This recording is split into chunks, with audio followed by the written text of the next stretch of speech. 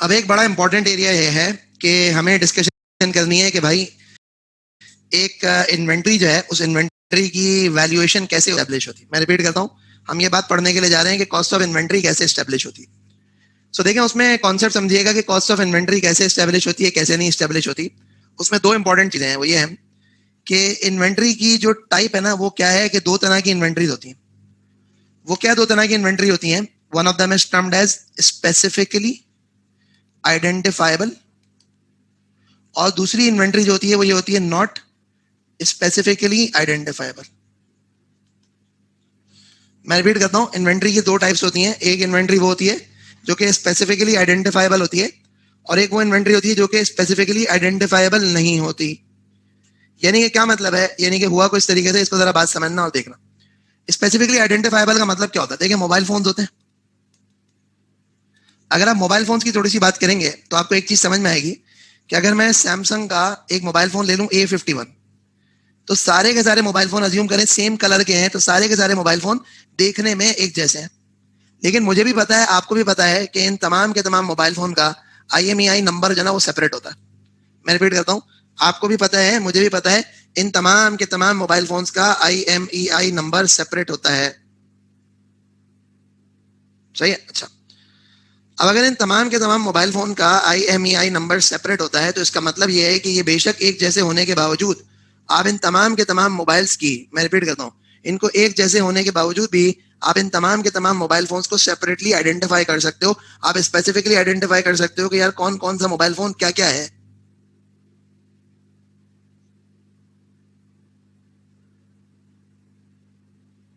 यहाँ तक सही है? अच्छा, तो इसका मतलब ये कि ये स्पेसिफिकली आइडेंटिफाइबल इन्वेंट्री है, और इस स्पेसिफिकली आइडेंटिफाइबल इन्वेंट्री में A B C D E F G H I वगैरह वगैरह हर मोबाइल फोन की आप कॉस्ट सेपरेटली कैलकुलेट कर सकते हो, बिकॉज ये तमाम के तमाम सेपरेटली आइडेंटिफाइबल आइटम्स हैं।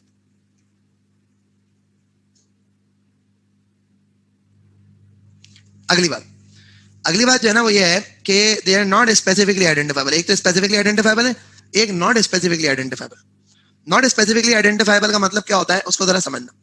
नॉट स्पेसिफिकली आइडेंटिफाइबल का मतलब ये होता है कि आप समझिएगा, मैं थोड़ी सी बात करता हूँ यहाँ पे गंदम की। सही है? अब अगर मैं थोड़ी सी गंदम की बात करूं तो गंदम के पर्सपेक्टिव से जरा थोड़ा समझना क्या होता है। गंदम के पर्सपेक्टिव से आपको एक बात ये समझ में आएगी कि अगर फॉर एग्जाम्पल गंदम के दाने हैं, आपने एक लैंड एरिया 1 से निकाले, आपने लैंड एरिया 2 से निकाले, आपने लैंड एरिया 3 से निकाले, ये 3 अलग अलग जगहों से गंदम के दाने आपने निकाले और एक जगह पे गंदम के दाने जो ना जमा कर दिए। अब मैं आपको बोलूं कि यार इस सारे के सारे गंदम के दानों में से मुझे वो वाले दाने उठा के दो जो कि लैंड एरिया 2 के हैं, या वो वाले उठा के दो जो कि लैंड एरिया 3 के हैं, तो क्या आप स्पेसिफिकली उसको निकाल के दे सकते हो? हाँ भाई, क्या आप स्पेसिफिकली उसको निकाल के दे सकते हो? Can you do it? No sir. नहीं ना, पॉसिबल ही नहीं है। तो इसका मतलब ये है कि ये जो गंदम है ये नॉट स्पेसिफिकली आइडेंटिफाइबल है। क्या है? Not specifically identifiable. तो मैं रिपीट करता हूँ, एक स्पेसिफिकली आइडेंटिफाइबल है, एक नॉट स्पेसिफिकली आइडेंटिफाइबल। अब ना, अब मजीद बात करते हैं। मजीद सिचुएशन ये है कि भाई जो स्पेसिफिकली आइडेंटिफाइबल आइटम्स होता है ना, उसकी स्पेसिफिक कॉस्ट के ऊपर जो ना आप कैलकुलेशन करते हो, उसकी कॉस्ट स्पेसिफिक कॉस्ट होती है। और जो नॉट स्पेसिफिकली आइडेंटिफाइबल होता है उसके लिए आप कॉस्ट फॉर्मूला यूज करते हो, और वो कॉस्ट फॉर्मूला के अंदर एक होता है वेटेड एवरेज कॉस्ट। इसका शॉर्ट फॉर्म होता है AVCO, यानी कि एवरेज कॉस्टिंग। और इसमें जो दूसरा फॉर्मूला होता है वो दूसरा फॉर्मूला होता है first in first out, FIFO। और इसमें जो तीसरा फॉर्मूला होता है वो होता है last in first out, LIFO। तो मैं रिपीट करता हूं कि अगर एक इन्वेंट्री स्पेसिफिकली आइडेंटिफाइबल है तो उस पर आप स्पेसिफिक कॉस्ट अप्लाई करते हो, और अगर स्पेसिफिकली आइडेंटिफाइबल नहीं है तो उस केस के अंदर आप कॉस्ट फॉर्मूला अप्लाई करते हो। और वो कॉस्ट फॉर्मूला क्या है? वो वेटेड एवरेज कॉस्ट है, वो फर्स्ट इन फर्स्ट आउट है, वो लास्ट इन फर्स्ट आउट है। तो इसको जरा सुकून से समझ लो, इसको जरा सुकून से देख लो, फिर उसके बाद जो ना आगे बढ़ते हैं। सुकून से समझ लो, सुकून से देख लो, कॉपी कर लो, फिर आगे बढ़ते हैं। ये मैंने जूम आउट कर दिया ताकि आपको पूरी स्क्रीन नजर आए।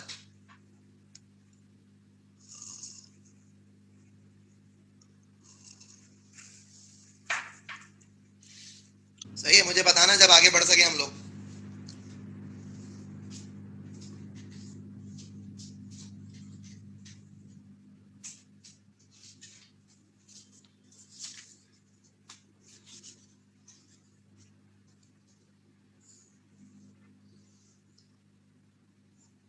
ओके सर, हो गया था। सही है, ओके। तो क्या हो गया कि जब इन्वेंटरी स्पेसिफिकली आइडेंटिफाइबल नहीं होती तो फिर उस केस के अंदर कॉस्ट फॉर्मूले अप्लाई होंगे।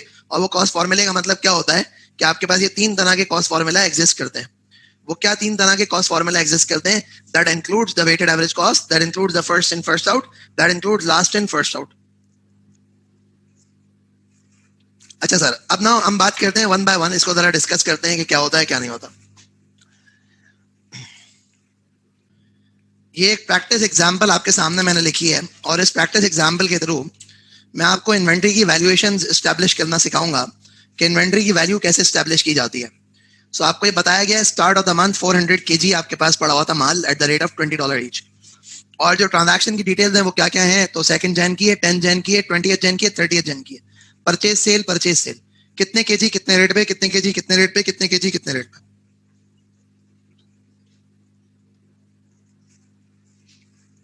रिक्वायरमेंट जो आपकी है वो ये है कि क्लोजिंग इन्वेंटरी स्टैब्लिश करें using periodic average method, using periodic weighted average method, using perpetual average, using FIFO, using last in first out. ये देख लें सवाल, फिर मैं इसकी वन बाय वन वर्किंग कराता हूँ।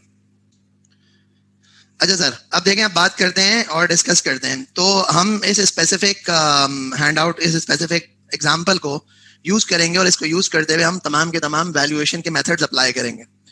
तो जो वेटेड एवरेज कॉस्टिंग है ना, एवरेज कॉस्टिंग यानी AVCO का जो मेथड है, उसमें एक पीरियोडिक वेटेड एवरेज है, एक परपेचुअल वेटेड एवरेज है। तो ये दोनों में फर्क क्या होता है, दोनों को जरा देखेंगे, वन बाय वन डिस्कस करेंगे। मैंने एक एग्जांपल के लिए एक अलग से मैं सेपरेट पेज जो है ना वो ओपन अप कर रहा हूँ ताकि आप लोगों को आइडिया हो जाए कि हम जो है ना वो साइमल्टेनियसली सामने सामने इसकी वर्किंग करते चले जाएंगे। देखें, सबसे पहला जो कॉन्सेप्ट है वो सबसे पहला concept is called periodic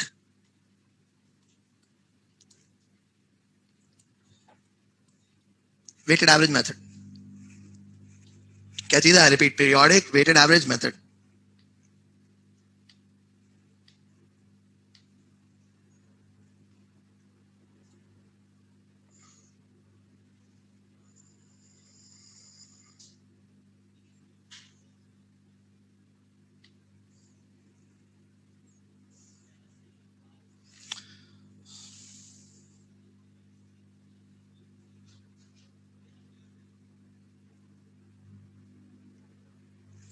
okay जी, देखें, अब बात समझिएगा, पीरियोडिक वेटेड एवरेज मेथड क्या होता है।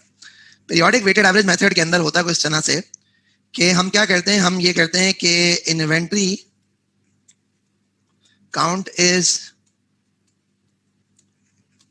conducted at period end. Average rate per unit is established using this formula.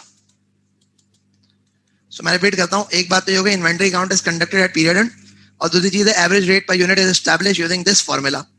वो क्या फॉर्मूला है उसकी जरा बात करते हैं।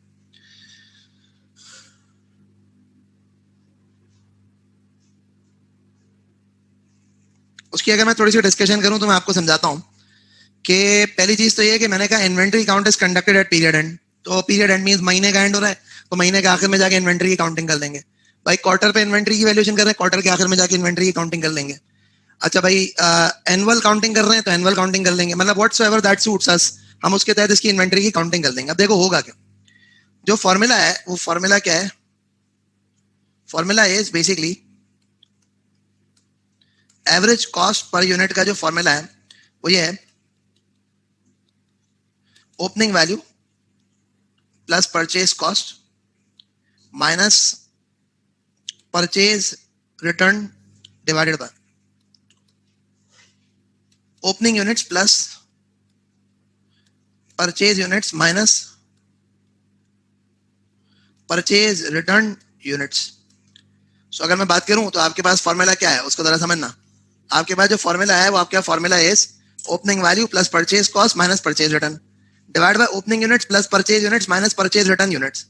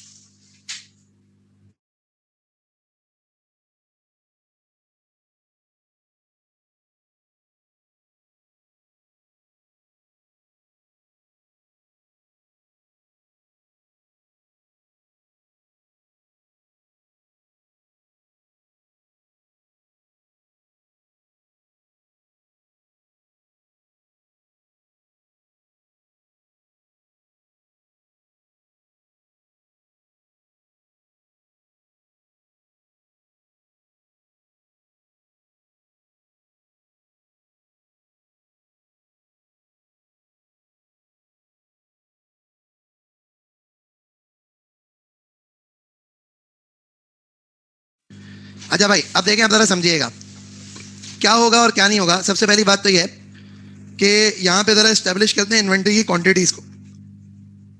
क्वांटिटी को एस्टेब्लिश करते हैं वो किस तरीके से कि अगर मैं क्वांटिटी को एस्टेब्लिश करने जाऊं तो मेरे पास ओपनिंग इन्वेंट्री पड़ी हुई है, कितनी है, 400 किलो।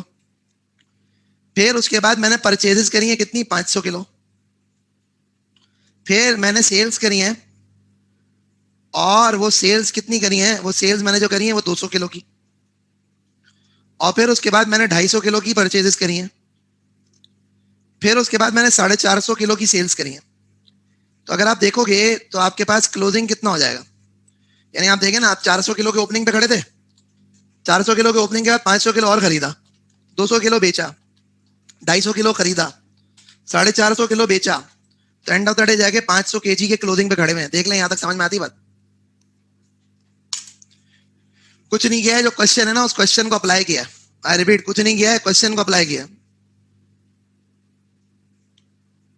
ये सर समझ आ गया है सर।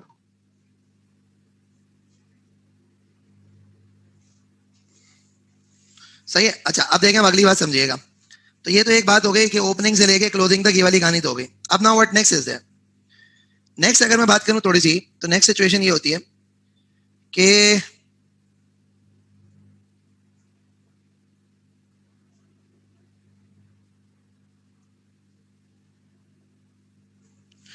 अब इसकी वैल्यूएशन कैसे एस्टेब्लिश की जाए। तो आप देखें, वैल्यू पर यूनिट के अंदर आपका ओपनिंग यूनिट थे 420 रुपए के रेट पे, प्लस आपने खरीदे 500 यूनिट 25 रुपए के रेट पे, प्लस आपने खरीदे 250 यूनिट 20 रुपए के रेट पे। उसके अलावा जो है आप और तो नहीं खरीदे ना, तो ये तो हो गया। अब ना डिवाइडेड बाय 400 यूनिट ओपनिंग, 500 खरीदे प्लस 250, तो आपके पास पर यूनिट की कॉस्ट आ जाएगी। क्या आ जाएगा, पर यूनिट की कॉस्ट आ जाएगी। कैसे, ये आपकी ओपनिंग थी, ये एक परचेजेस थी, ये दूसरी परचेजेस थी। सो रिजल्टिंगली आप देखें कितना होता है।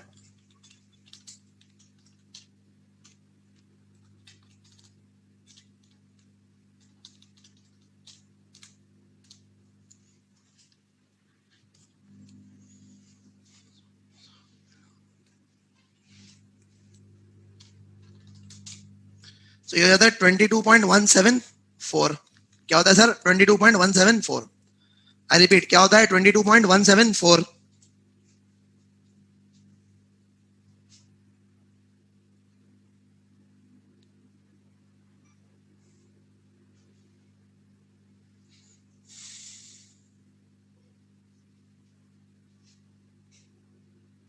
ये सर यही आंसर आ रहा है।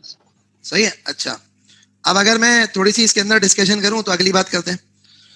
अगली बात ये है कि ये तो हो गया 22.174, सही है। अच्छा, तो अगर मुझसे कोई कहेगा कि भाई साहब क्लोजिंग इन्वेंट्री की वैल्यू निकालें, तो मैं क्या करूंगा, मैं कहूंगा 500 किलो मल्टीप्लाई बाय 22.174, तो ये रिजल्टिंगली हो जाएगी 11,087। क्या हो जाएगी, 11,087। This is the value of the closing inventory. क्या हो जाएगा, 11,087। What is it going to be, it's going to be the value of closing inventory.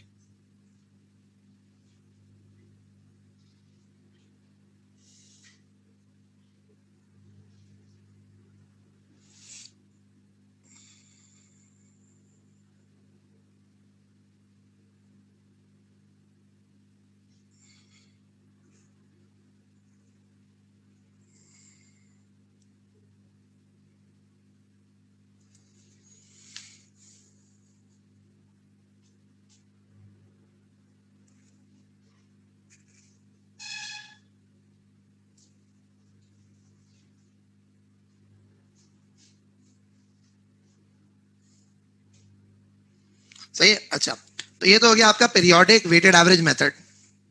क्या हो गया, पीरियोडिक वेटेड एवरेज मेथड। तो पीरियोडिक वेटेड एवरेज मेथड में हम क्या करते हैं, कुछ नहीं करते। हम सिर्फ और सिर्फ जो है ना इन्वेंट्री की काउंटिंग करते हैं, इस फॉर्मूले से एवरेज कॉस्ट निकालते हैं, और एवरेज कॉस्ट निकालने के बाद हम क्या करते हैं, हम क्लोजिंग इन्वेंट्री की वैल्यू स्टैब्लिश कर लेते हैं।